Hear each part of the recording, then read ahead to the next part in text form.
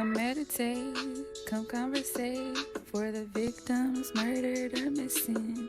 While they rest in peace, let's find our inner peace. Take out the enemy, look what you did to me. These cases are unsolved, so let's get involved to try to solve them all.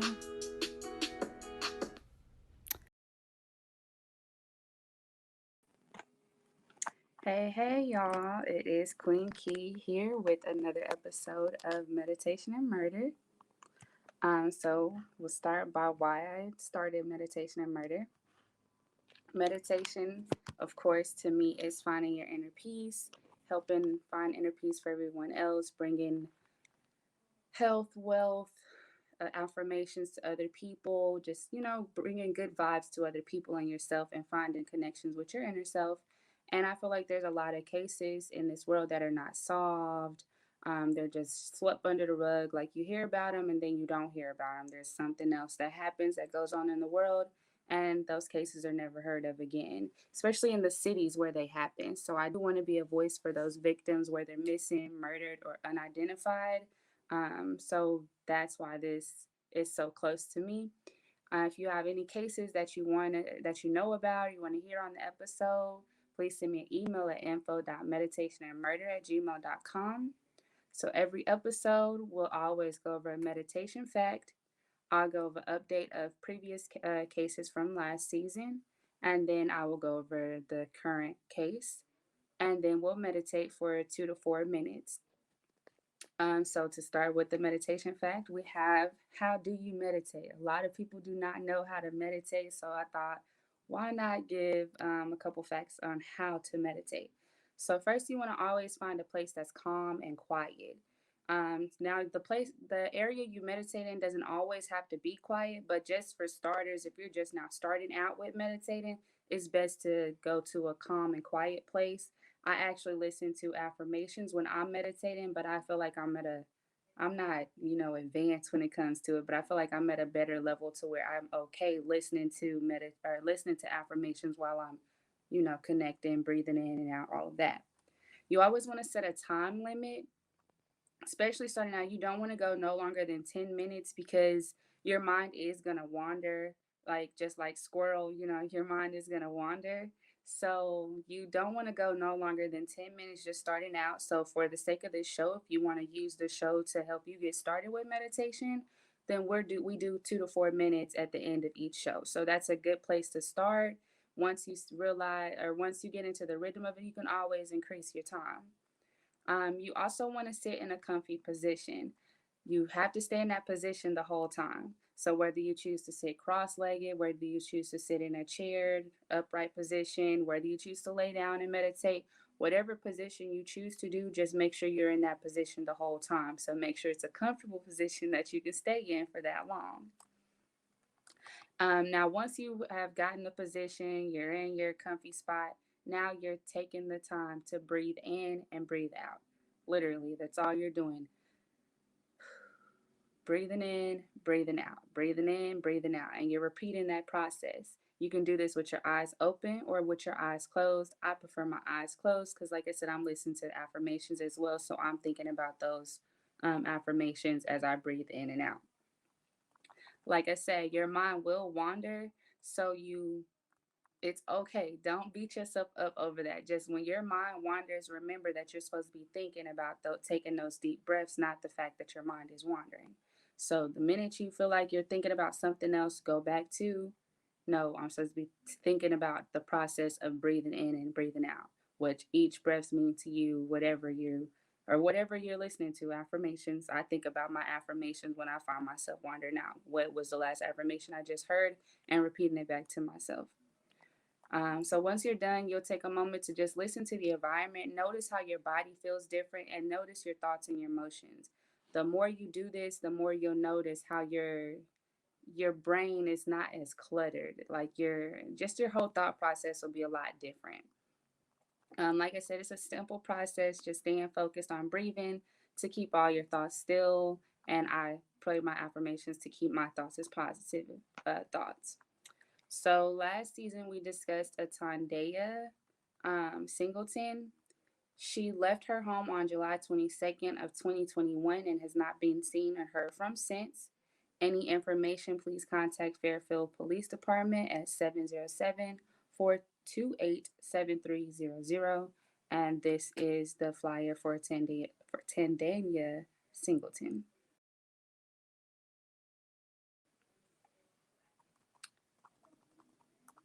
So today's episode, we're going to be talking about where is Chadwick Carr? Chadwick Carr. Chad, he also went by Chad. So Chad is a son, brother, uncle, and father. He is 32 years old. He's about 5'9", weighed about 230 pounds, and he just disappeared one night. Chadwick had already been through a lot of stuff. He had a passion for making other people laugh, and he used social media to help with making other people laugh. He would post entertaining things on Facebook daily. Anything to make other people smile and bring them happiness is what he was doing. He was also known for using a saying called "sip on me, don't dip on me." So I want to close all my episodes about him saying "sip on me, don't dip on me." So May 2nd of 2021, all his posts on Facebook just suddenly ended. Chad was a native of Knox County, Tennessee, but he was actually staying in Anderson County for the past few months before his disappearance. Chad always kept in contact with his mother and his sister just about every day. So his sister Whitney had spoke to him the night before he went missing, and the phone hung up. But when she tried to call back, she didn't get an answer. So he actually failed to show up to work, and that's when they knew something wasn't right. So Chad worked in construction, and he was happy with his job. He loved what he was doing. He loved working with his hands. He loved building things. So he wouldn't just abandon his job. So Chad was last seen wearing black shorts, a black tank top, and tan flip-flops. If you have any information on Chad, please contact Anderson County at 865-457-2414. Here's another picture of Chad as well.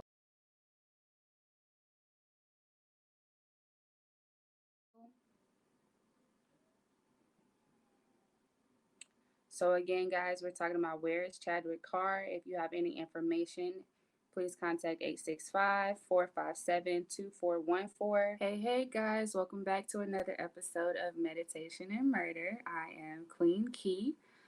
So we are back with another episode of Where is Chadwick Carr? So again, for those of y'all just tuning in, you want to know why meditation and murder, like why would you mix those two?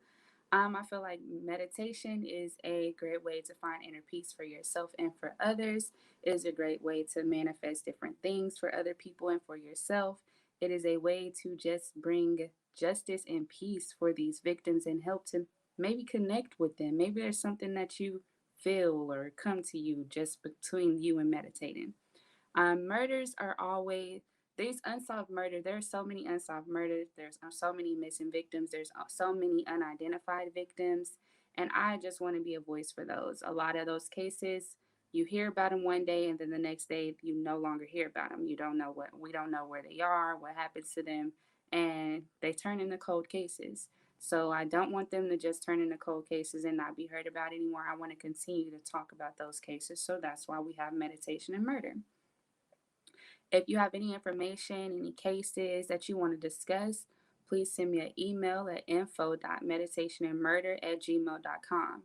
And this is even if you have information, you just don't want to be the one to call, or you don't want to be the one to call anything, please use that email. So every episode, we will do a meditation fact.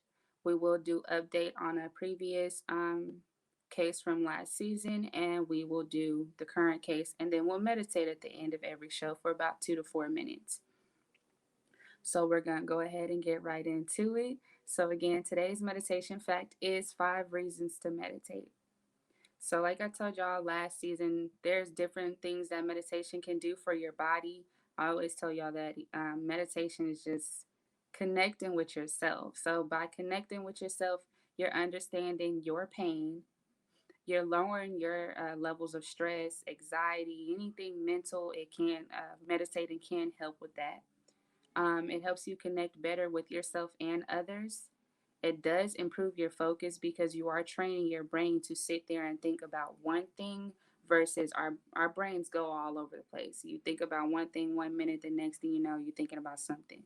Because sometimes sitting here doing this show, I'm thinking about the show, but then there's something else that pops into my head. So meditation does help me create discipline with trying to stay on the task that I'm on. Reduce your brain clutter, chatter, and that especially helps with negative self-talk. So a lot of us worrying, negative self-talk, fear, all of that. Meditation can help with getting rid of those negative traits. So we'll recap our last season. We had Lashaya Stein, who went missing on July 15th of 2016. She actually had snuck out of her home, and she hasn't been seen or heard from since. If you have any information, please contact Colorado Crime Stoppers at 720-913-7867. Any additional details that you want on the case, or if you want to know more, you can refer back to one of our previous episodes in last season to find out more. So again, we have where is Chad Carr? So again, Chad went missing on May 2nd of 2021. He last spoke to his sister and he had never showed up at work. January of 2021, Chad decided to willingly check himself into a halfway house after an apparent near overdose to straighten his life and to be successful. So Chad had joined a 3-month program at the Foundation Recovery House in Clinton, Tennessee, 1105 Dutch Valley Road, which is the last place he was seen. He was just about to finish the program right before he went missing. He was said to be doing great in the program and was sober at the time. The night before he was reported missing, again, he was on the phone with his sister. His sister Whitney stated that the conversation was fine until he stepped outside to smoke a cigarette. She stated he put the phone down to light the cigarette. She heard some talking in the background and then the phone ended, like the phone call just abruptly ended. She said she did try to call back multiple times, and again, he didn't answer. So at the time, there were about, I want to say, 10 residents living in the home. So someone in the home reached the Foundation Recovery Home, the halfway house. So when I say halfway house, I am referring to the Foundation Recovery Home. So there were other residents in the home, and they did reach out to his sister to let her know that he was missing and he didn't show up to the morning meeting that they had every morning. A couple of hours later, the job contacted his family, letting him know that he didn't show up for work. So Whitney and her mother reached out to Anderson County, and that's when they reported him missing, which at the time was May 2nd of 2021. When they went to the residence, they noticed that Chad had left behind his phone, a wallet, his van keys, and one of his flip-flops was left behind. His sister and his mom believe he wouldn't leave his belongings, stating that that's just not like him to just leave and not take anything with him. And then another thing I noticed is that you're living in a halfway home. So you're living with a bunch of people that you don't really know. So I don't see a normal person leaving their items there. Like, that part really doesn't make sense to me, because they're saying he's missing. So why are his items left here? Like, and how did y'all not notice? So when the police came and searched the residence, the other roommates in the home actually did not help with the search. So the mom and the cops were the one who noticed that his phone and, like I said, all that was there. The residents were not the one to report that. So Chadwick has now missed his birthday on August 4th of 2021. So he is now 32 at the time, or as of now.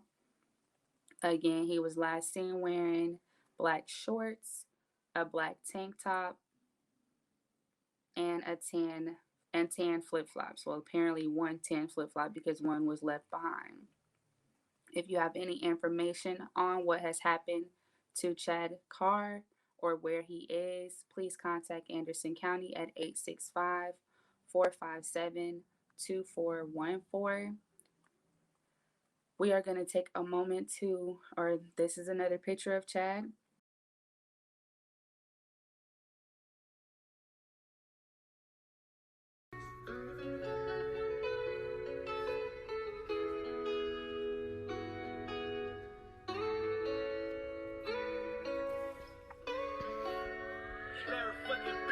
Come meditate, come conversate for the victims murdered or missing.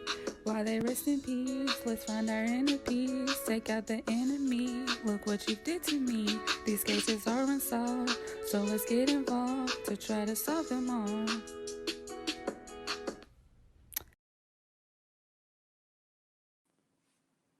Hey guys, it is Queen Key here, back with another episode of Meditation and Murder. We're continuing with Where is Chad Carr? Before we get started, just in case this is your first time tuning in, why meditation and murder, you may ask. So I am into meditating. I do feel like meditation helps you find your inner self as well as bring positive things to yourself and others.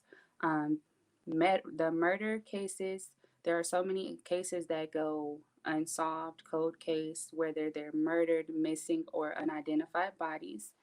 So I just want to be a voice for those victims. I want to continue to be able to put their name out like Chad Carr.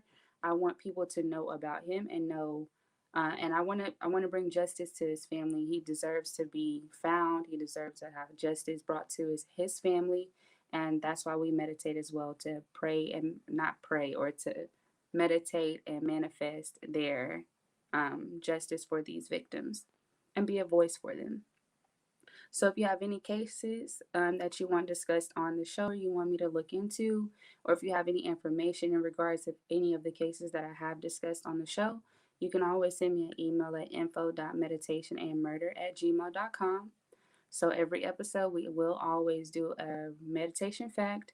I'll recap an episode or a case from last season, and then I will do current case, and then we'll meditate for about 2 to 4 minutes. So today's fact is how to do walking meditation. So a lot of us like to multitask. A lot of us have a lot going on. So sometimes just finding the time to just sit in one spot for a few minutes may be hard for you. So if you want to meditate on the go, walking in meditation is possible.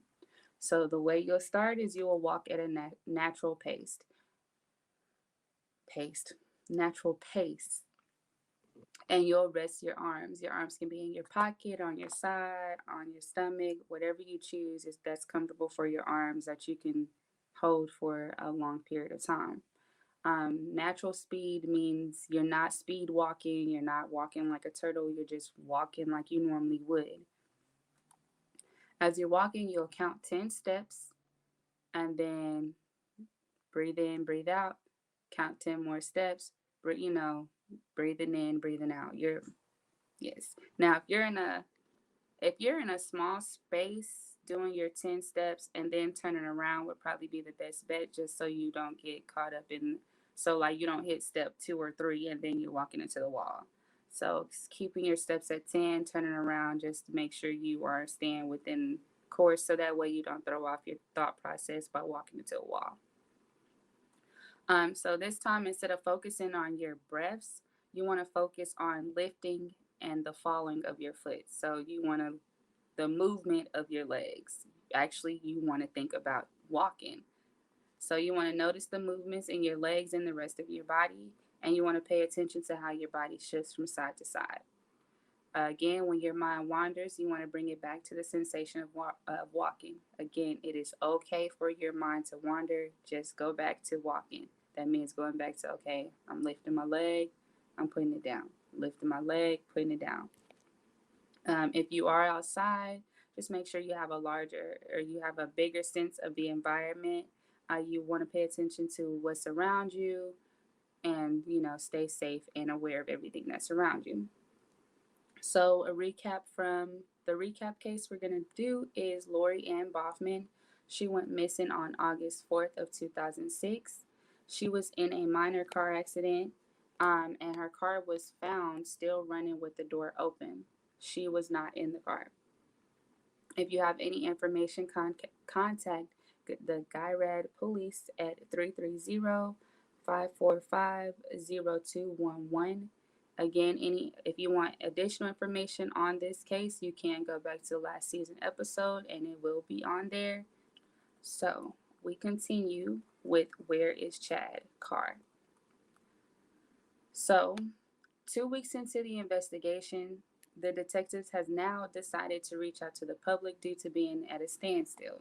So, for those of you just tuning in to this episode, again, we have Chad Carr, who has gone missing from the Foundation home in Clinton, Tennessee, 1105 Dutch Valley Road, the halfway house that he willingly checked himself into back in January of this year, 2021.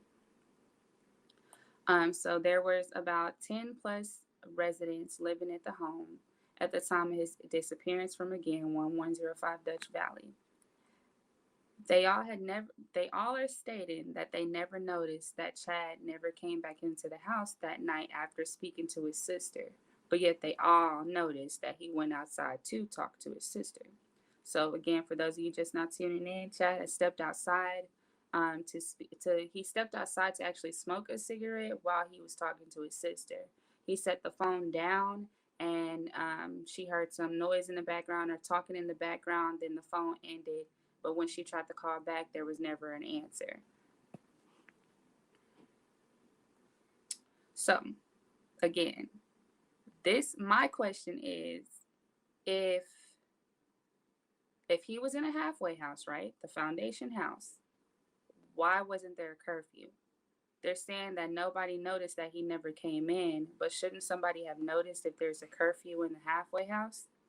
So to me, that raises a big red flag, because if nobody paid attention, that means nobody was paying attention to the curfew, or were y'all paying attention to the curfew and y'all know more on what happened to Chad? So the owner of this home allegedly has been bragging to people about being the last one to see Chad alive. She's also given 2 different statements on what he was wearing that night. When the mom and sister and police had arrived to check the home, the residents were actually speaking as if he was deceased when they arrived. They had already packed up Chad's belongings and put them outside in different totes, and they had erased his name from the chore board. If y'all don't know what happened to him, why are y'all packing up his stuff and erasing him from the board? Chad had not been in the city long enough to really make or establish many friends outside of the home. He did work and, go back to the home, and then he would visit Knoxville or Knox County, where he was from. His sister so one day his sister decided to just pop up at the home to make sure that she had received, or that she got everything from Chad, because like I stated, they had already packed up everything for him. So she decided that she wanted to go do an unannounced visit to the home to confirm that she had everything. When she got there, she found the room to be gutted down to the studs. She stated all the furniture was removed, including the carpet. So the room that Chad stayed in no longer existed. Another red flag. And the next red flag comes when it is found out that the owner of the home has actually had another halfway house or facility, and that one was closed down due to the fact that there had been multiple overdoses there. And it's also stated that they didn't enforce the curfews or drug test. So I'm hoping that this one is shut down too, because apparently they didn't enforce the curfew here if nobody noticed that he was even missing. Nobody noticed he even came back into the house until the next day. He's not there for the meeting. Why wasn't that noticed that night? Why did it have to wait until morning for them to notice that he never came back? So my closing note on that would be, Chad did not make himself vanish.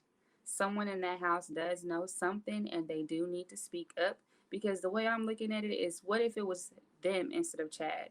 They would want Chad to speak up for them. So I'm hoping that one of those 10 plus people speak up on what really happened to Chad, because his room's not going to be gutted and torn down for no reason. Carpet, especially, is not going to be removed for no reason. And his phone's not going to be left there.